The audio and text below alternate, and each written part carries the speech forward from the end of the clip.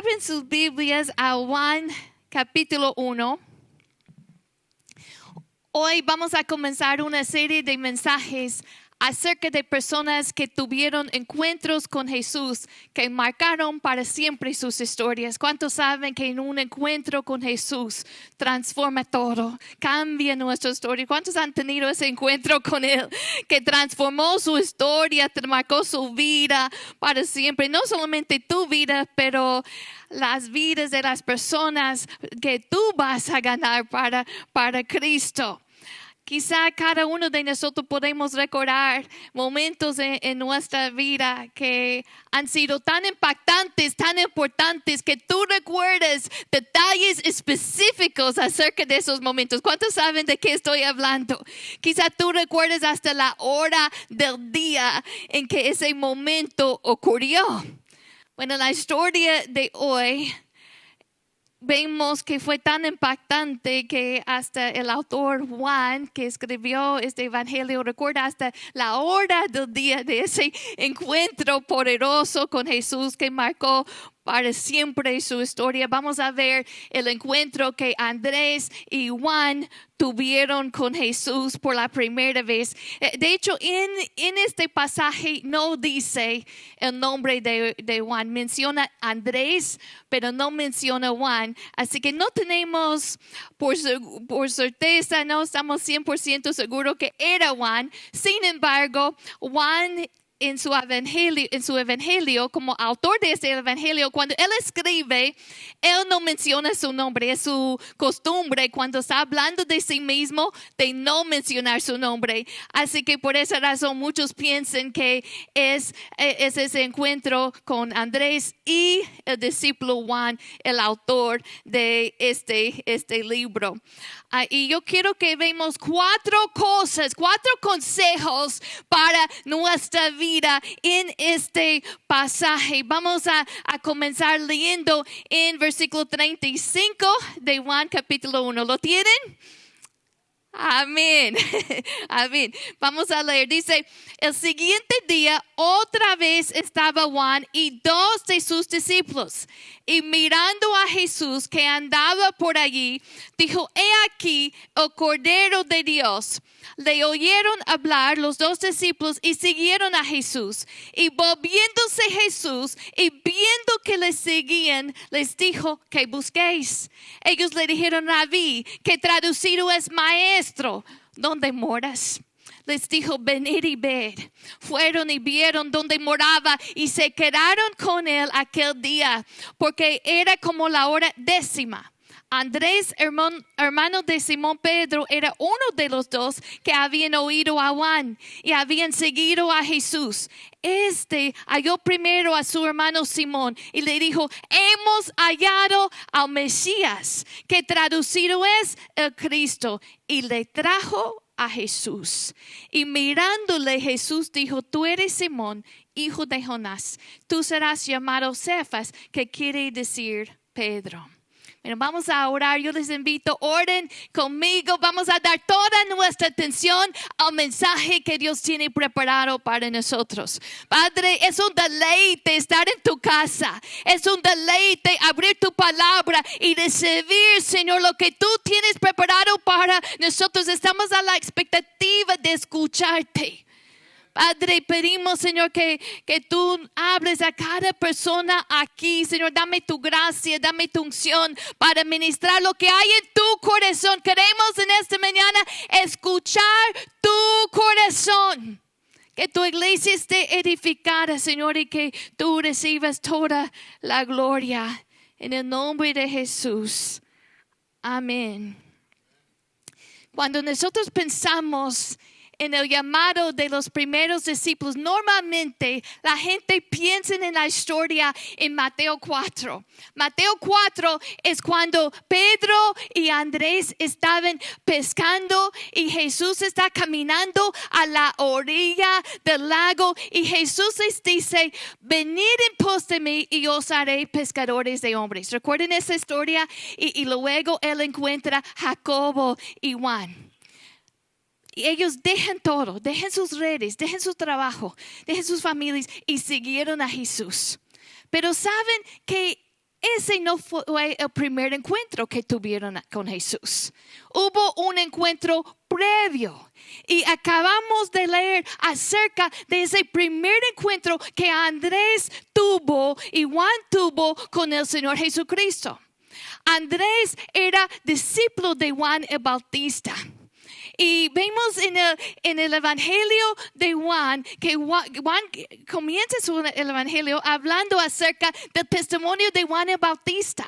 Juan el Bautista había declarado públicamente que Jesús es el Hijo de Dios.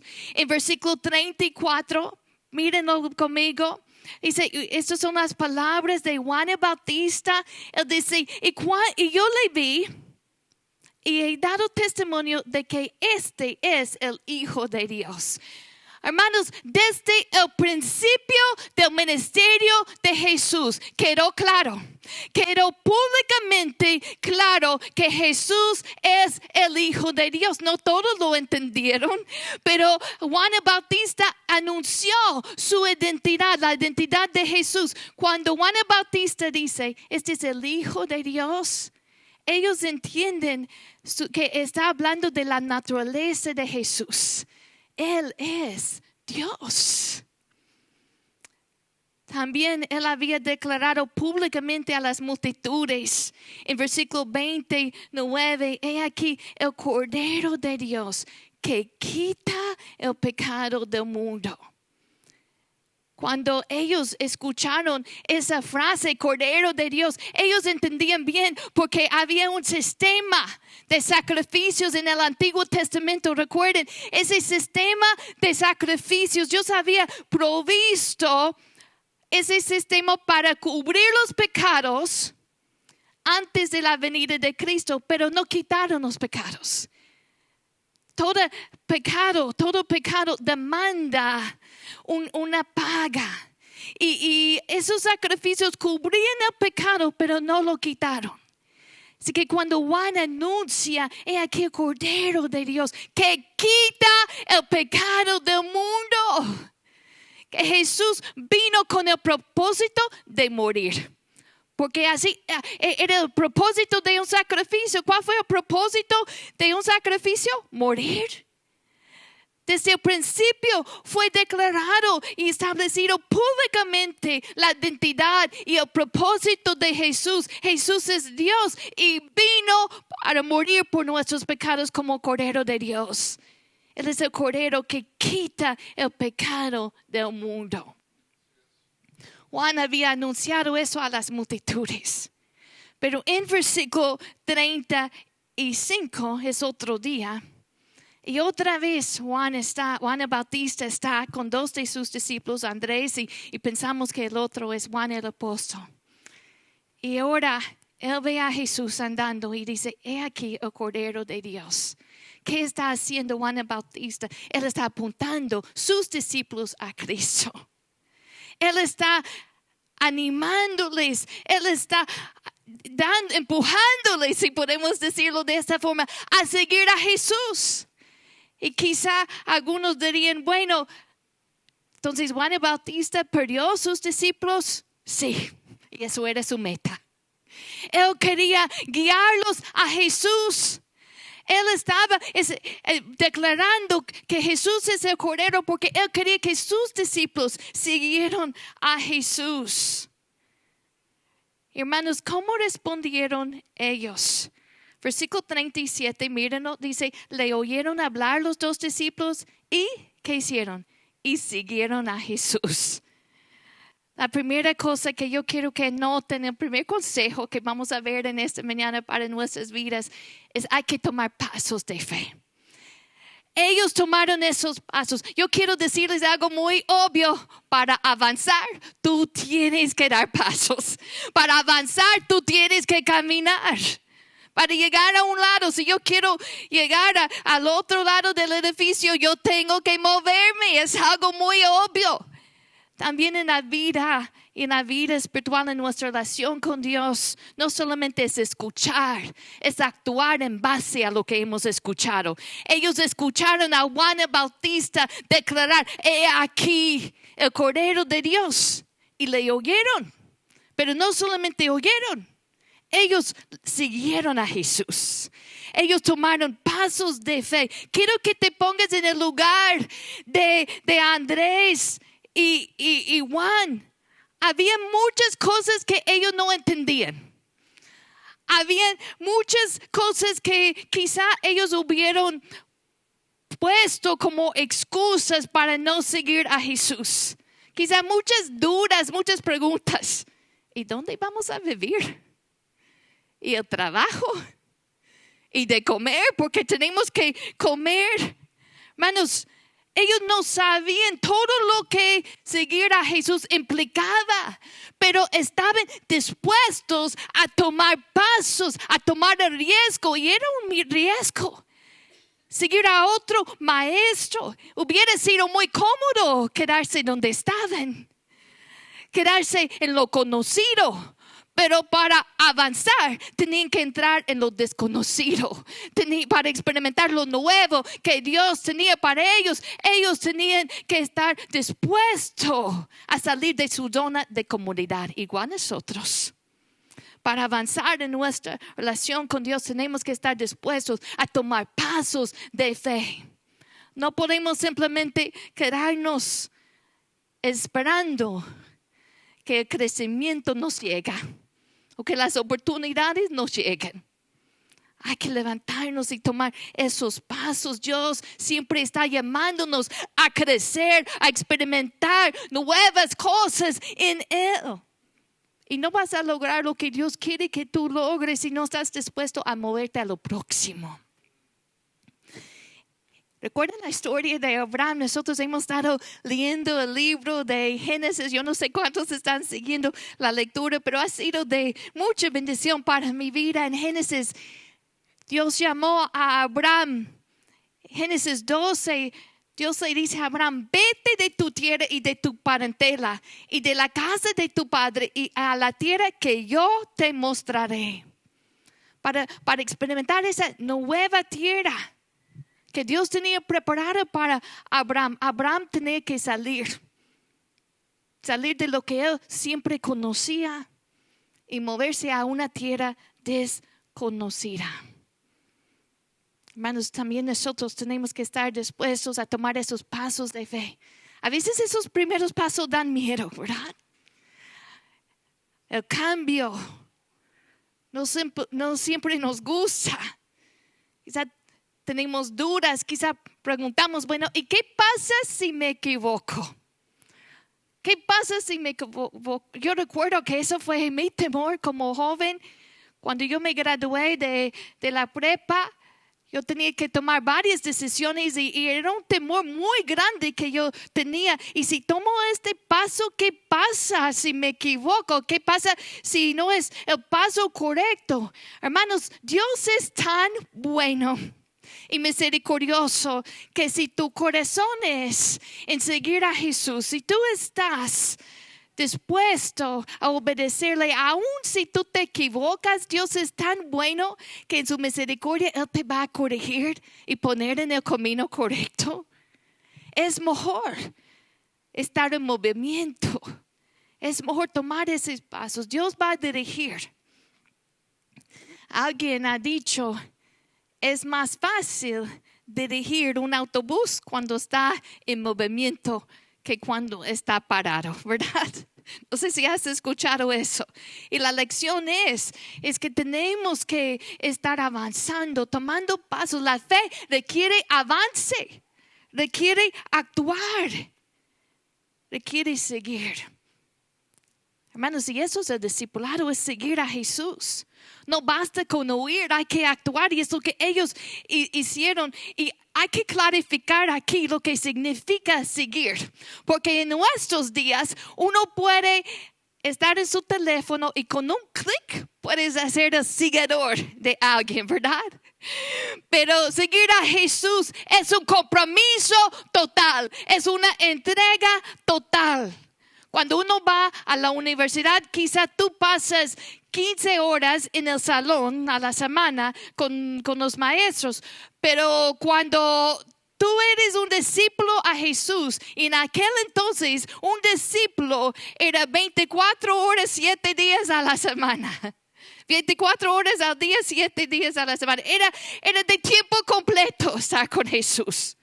Ser un discípulo de Jesús no es solamente venir a la iglesia 1 hora para recibir información. Es caminar con Él todos los días, en cada momento, someter tu vida, rendir tu vida a Él. Había muchos en aquel entonces, cuando Jesús llamó a los discípulos, que admiraban a Jesús. Había gente entre los multitudes que oyeron, pero no siguieron a Jesús. Eran fans de Jesús. No sé si puedo decir esa palabra, que eran fans de Jesús. Admiraban a Jesús, escucharon a Jesús, pero no eran seguidores. No dejaron todo, no entregaron sus vidas a servicio del Rey. No estaban viviendo para Él. Y hay mucha gente así en el día de hoy, que en lugar de una entrega total, admiren a Jesús, quizá afirmen creer que Jesús es el Hijo de Dios, pero no hay un compromiso total de 24 horas al día, 7 días a la semana. Hermanos, hay que tomar esos pasos de fe, avanzar en nuestra relación con Dios. Oyeron y siguieron. Versículo 38, la segunda cosa que quiero que veamos es la pregunta que Jesús hace. Cuando Jesús se voltea y ve a estos dos, viendo que ellos le estaban siguiendo, Jesús les hace una pregunta importante, y quiero que nosotros meditemos en esta pregunta. ¿Cuál es la pregunta? Mírenlo en versículo 38. ¿Qué buscan? ¿Qué buscan? Hermanos, la segunda cosa que yo quiero que nosotros veamos de este pasaje es que hay que definir muy bien qué estamos buscando en la vida. Hay que definir nuestra búsqueda. ¿Qué buscamos? La pregunta implica que estaban buscando algo. Y yo creo que nosotros debemos considerar esto. Cada ser humano está a la búsqueda de algo. ¿Qué es lo que el ser humano busca? Quizá algunos dirían, bueno, yo busco un buen trabajo, yo busco casarme un día, un esposo, una esposa. Quizá alguien dice, bueno, yo busco la felicidad. Y todas esas son cosas que queremos o buscamos. Pero yo estoy hablando de un nivel más profundo. Un nivel más profundo. Detrás de todas esas cosas, ¿qué realmente es lo que tú buscas? Es importante definir la búsqueda en tu vida. Es lo que buscas, qué es lo que quieres.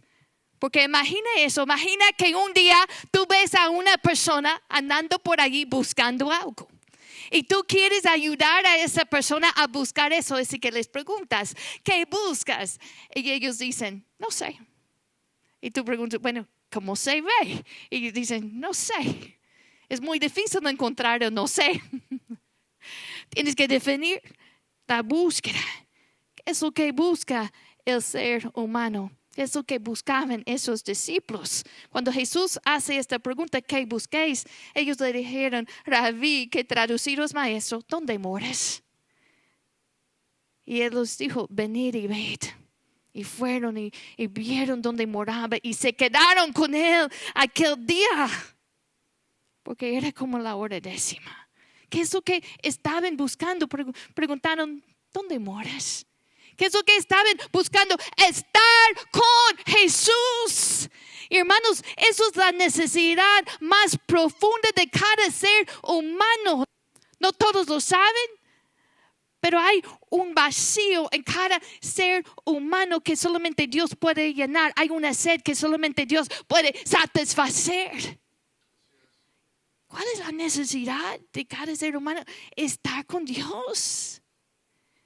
Estar en relación con Él. Y en Él, en Jesús, hay vida.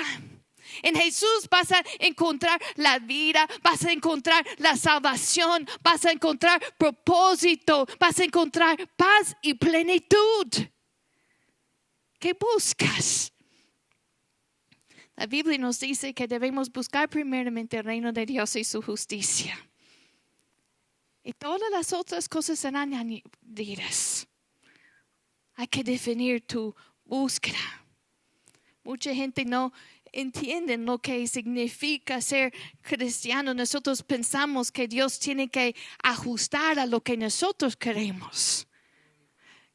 Piensen que, bueno, yo tengo en mente mis planes y yo presento mis planes a Dios y que Él se ajuste, que Él bendiga mis planes. O yo tengo en mente mi horario. Ese es mi horario, eso es lo que quiero hacer con mis recursos y que Dios se ajuste a lo que yo quiero, pero no funciona así. Dios es Dios. Él hace lo que Él quiere, cuando Él quiere y con quien Él quiere. Él es Dios. Y es lo que Juan el Bautista estaba declarando públicamente en este pasaje. Él había dicho y dado testimonio de que este es el Hijo de Dios. Hermanos, tu relación con Dios, tu comunión con Dios está basada en la verdad de quien Él ha revelado ser. Tu relación con Dios está basado en la verdad de quién es Dios. Entonces, Él es Dios, Jesús es Dios. Entonces, ¿cómo eso debe afectar la manera en que yo me relaciono a Él? Si Él es Dios, entonces yo me someto a Él. Que Él gobierne mis pensamientos, mis decisiones, mis acciones, mis actitudes. Él es Dios. ¿Cómo vas a responder a esa verdad? La respuesta apropiada es someterte a su señorío. Él es el Cordero de Dios. ¿Cómo vas a responder a eso? ¿Qué haces con esa verdad? Que Jesús es el Cordero de Dios, el sacrificio que pagó el precio por tus pecados. La manera después de responder es aceptarlo como tu Salvador y depender todos los días de su gracia. Él es el Cordero de Dios. Y lo maravilloso aquí es la invitación que Él da a ellos y que da a nosotros también cuando Él dice, venid y ved. Vengan y vean. Jesús les invita a estar con Él. Hermanos, esto es lo más maravilloso que el Dios del universo desea estar con nosotros. Y debemos definir la búsqueda en nuestras vidas. Y que busquemos primero a Dios antes de todas las cosas. Número 3, hay que permanecer cerca de Jesús. Consejo para la vida de este pasaje, hay que permanecer cerca de Jesús. Ellos preguntan, ¿dónde moras? Y Él les invita, vengan. ¿Ves las veces en los evangelios? Jesús hace esta invitación, vengan. Es lo que Él desea. Tú fuiste creado para una relación con Dios. En 1 Corintios 1:9, ¿qué es lo que dice? Fiel es Dios por el cual fuiste llamados a la comunión con su Hijo Jesucristo, Señor nuestro. Fuiste llamado a la comunión con Jesús. Fuiste llamado a tener una relación cercana con Dios. Porque muchos preguntan, bueno, ¿cuál es la voluntad de Dios para mi vida? La Biblia nos dice, tú fuiste llamado a tener comunión con Jesucristo. Es la voluntad de Dios para tu vida, que tú tengas una relación cercana con Jesús. Eso es su voluntad para tu vida. No lo tenemos que complicar tanto. También la Biblia nos revela muchas cosas sobre la voluntad de Dios, que fuimos llamados a tener esa relación con Dios. También que nosotros fuimos llamados a vivir una vida en santidad. Que nosotros fuimos llamados a ser discípulos. Todo eso es la voluntad de Dios para nuestras vidas. Hermanos, Él nos invita a estar cerca de Él. Permanezcan en Él. En Juan 15, Jesús dijo a sus discípulos, permanezcan en mí y yo permaneceré en ustedes. Pues una rama no puede producir frutos si la corten de la vid. Y si ustedes tampoco pueden ser fructíferos a menos que permanezcan en mí. No vas a ser productivo. No vas a cumplir tu propósito en tu vida si no permanezcas en Jesús. La única manera es de estar en comunión con Él. Y gloria a Dios que Él desea eso. Y es por esa razón que Él vino. Que murió en la cruz para que podamos estar cerca de Él. Hermanos, y no hay nada mejor. El salmista decía en el Salmo 73, versículo 28, Nueva Traducción Viviente. Escuchen estas palabras del salmista. A ver si tú estás de acuerdo. Dice el salmista, en cuanto a mí, qué bueno es estar cerca de Dios. Y si el Señor soberano mi refugio, y a todos les contaré las maravillas que haces. El salmista dice, en cuanto a mí, qué bueno es estar cerca de Dios. ¿Tú crees eso? Hay mucha gente en el mundo que no piensa que eso es cierto. Pero qué bueno es estar cerca de Dios. Y Él nos llama a tener esa relación cercana con Él. Así como Él llamó a los primeros discípulos a estar con Él. La Biblia nos dice que cuando Él estableció a los 12, los estableció para que estuviesen con Él y luego Él les envió. El cuarto consejo que yo quiero que veamos de este pasaje es que hay que compartir Jesús con otros. Hay que compartir a Jesús con otros. Compartir a Jesús con otros. Vemos en este pasaje, ¿qué hizo Andrés? Cuando él había encontrado a Jesús, después de ese encuentro que marcó su vida, ¿qué hizo después? Versículo 40 dice, Andrés era uno de ellos y dice versículo 41, halló primero a su hermano Simón, Pedro. Andrés es uno de esos discípulos de que no se sabe mucho, ¿verdad? Escuchamos mucho de Pedro. Pedro es muy conocido, leemos acerca de Pedro, pero no se sabe mucho de Andrés. Pero lo interesante que vemos a Andrés mencionado, él está trayendo a alguien a Jesús. Cuando en Juan capítulo 6, cuando había la multitud y tenían hambre y hubo un muchacho allí que tenía 5 panes y 2 peces, era Andrés quien dijo, aquí está este muchacho. En otra ocasión había unas personas griegas que querían conocer a Jesús y era Andrés, dijeron a Andrés para traer a esas personas a Jesús. Hermanos, muchas veces nosotros tenemos una visión muy limitada de nuestras vidas, pensamos en el yo. Tenemos esa visión y enfoque limitado y egoísta. Y cuando nosotros estamos pensando en el yo, en lo que nosotros queremos, Dios está pensando en el mundo. Su visión es más grande. Porque de tal manera amó Dios que dice al mundo. Yo pedí a algunas personas de ayudarme en esta mañana, si pueden pasar estas personas.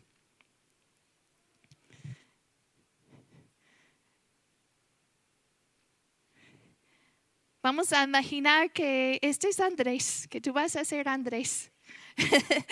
Y tú en este lado, Manuel. Andrés,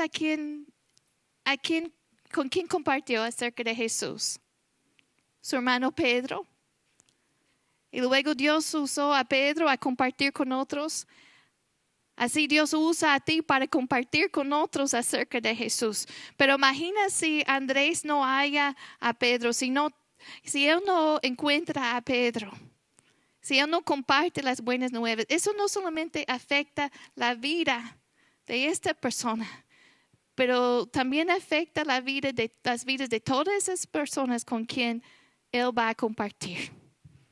Tú compartes con alguien, luego esta persona comparte con alguien más.